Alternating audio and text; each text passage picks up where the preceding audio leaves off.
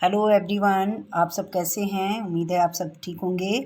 तो आज हम नए सिलेबस के अकॉर्डिंग, सिलेबस है हमारा 2023 और 24 का जो नया सिलेबस आया है उसके अकॉर्डिंग मैथ कक्षा 10 की प्रश्नावली 1.1 के क्वेश्चन के सॉल्यूशन लाए हैं। तो हमारा फर्स्ट क्वेश्चन था कि निम्नलिखित संख्याओं के अभाज्य गुणनखंड ज्ञात कीजिए। तो सबसे पहले आपको अभाज्य संख्याओं के बारे में पता होना चाहिए कि अभाज्य संख्याएं किसे कहते हैं। अभाज्य संख्याएं, इन संख्याओं के बारे में जानकारी प्राप्त करने के लिए मेरी पहली जो वीडियो है उनका लिंक मैं इस वीडियो के डिस्क्रिप्शन बॉक्स में दे दूंगी। तो पहले है हमारा 140 यानी कि 140 के हमें क्या करनी है, अभाज्य गुणनखंड करने हैं।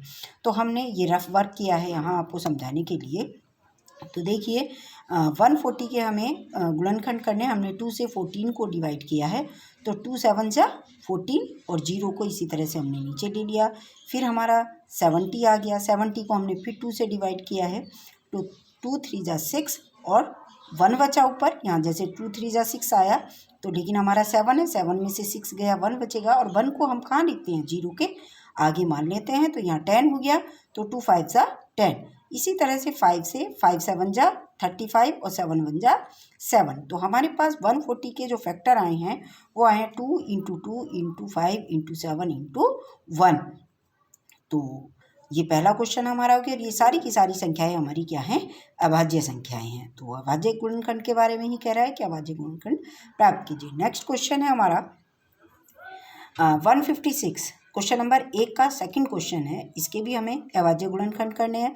तो हम सबसे पहले इनको सबसे छोटी से छोटी संख्या से काटना शुरू करते हैं। तो हमने 2 से काटा है, 2 सत्ते 14, तो ऊपर 15 दे रखा है, तो 15 में से 14 घटाया हमने तो 1 बचा। 1 को हम 6 के आगे लिख लेते हैं, मान लेते हैं, तो यहाँ 16 हो जाएगा। और 2 की टेबल 16 में पढ़ेंगे तो 2 8 जा 16। तो आगे देखिए, फिर हमने इसको 2 से काटा है, 2 3 जा 6 और 7 है, यहाँ 6 आया है, 1 बचा हमारा, तो यहाँ 18 हो गया। और 2 9 जा 18। फिर इसको हमने 3 से डिवाइड किया क्योंकि 2 से तो डिवाइड होगा नहीं, तो हमने 3 से काटा है इसको, तो 3 1 जा 3 और 3 3 जा 9। 13 हमारा अभाज्य संख्या है, ये किसी से नहीं कटेगा, तो 13 से ही कटेगा, 13 1 जा 13। तो 156 के हमारे अभाज्य गुणनखंड आए हैं 2 into 2 into 3 into 13 into 1। Next है थर्ड क्वेश्चन इसी का 3825 यानी कि 3825 के हमने फैक्टर किए हैं। तो ये हमारी 2 से नहीं डिवाइड हो रही है, तो हमने कहाँ से डिवाइड किया है, इसको 3 से किया है। 3 1 जा 3, 3 2 जा 6, क्योंकि 8 3 में कटेगा नहीं। अब 3 2 जा 6, हमारा 6 आया, यहाँ ऊपर हमारा 8 है, तो 8 से 6 को घटाएंगे तो कितना बचा, 2। अब 2 को हम इस वाले 2 के आगे मान लेते हैं, तो 22 हो गया। तो 3 की टेबल हम इतनी पढ़ेंगे, इतना पढ़ा पढ़ेंगे कि 22 तक पढ़ेंगे। तो 2 1 जा 2, सॉरी 3 1 जा 3, 3 2 जा 6, 3 3 जा 9 और 3 7 जा कितना आएगा, 21। और ऊपर हमारा 22 है, तो 1 बचा। 1 को हम फिर 5 के आगे मान लेते हैं, तो 15 हो गया। और 3 5 जा 15।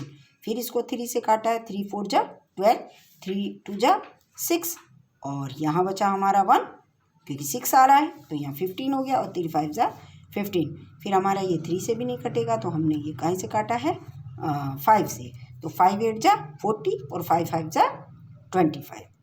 फिर 5 से काटा है, 5 1 जा 5 और 2 बचा, यहाँ 5 3 बचेगा, तो 3 को हम 5 के आगे मान लेते हैं, तो 35 हो गया। तो 5 7 जा 35। तो 17 हमारी एक अभाज्य संख्या है, वो केवल 17 से ही कटेगा, 17 बन जा 17। तो हमारे 3825 के जो अभाज्य संख्याएं, अभाज्य गुणनखंड आए 3 into 3 into 5 into 5 into 17 into 1। इसी प्रकार आता है हमारा इसी का फर्स्ट क्वेश्चन का फोर्थ में 5005 के फैक्टर किए हैं। देखिए, क्योंकि लास्ट में 5 है हमारा, तो ये ना तो 2 से डिवाइड हो रहा है, ना 3 से, ना 4 से, तो हमने 5 से डिवाइड किया है। 5 1 जा 5 0 0 और 5 1 जा 5। फिर हमने 7 से डिवाइड किया है, 7 1 जा 7। तो यहाँ 3 बचा, 3 को हमने इस वाले 0 के आगे, क्योंकि 10 में पढ़ रहे हैं 7 की टेबल, तो 7 1 जा 7।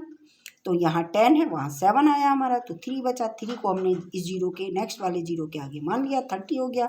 7 की टेबल हम 30 तक पढ़ेंगे, तो 7 चौक 28, तो 30 में से हमारा 28 माइनस होगा तो कितना बचा 2। तो यहाँ 2 को हम 1 के आगे मान लेंगे, तो क्या हो गया 21। अब 7 से फिर हम इसको काटेंगे 21 को, तो 7 या 21 ये कटा। अब ये हमारी अभाज्य संख्या आ गई, तो ये केवल 11 से ही कटेगा। 11 बन जा 11, 3 बचा क्योंकि यहाँ 14 है, तो यहाँ 3 आ जाएगा, और 11 3 जा 13, और 13 बन जा 13, तो 5000। 5 के जो हमारे अभाज्य गुणनखंड आए 5 × 7 × 11 × 13 × 1,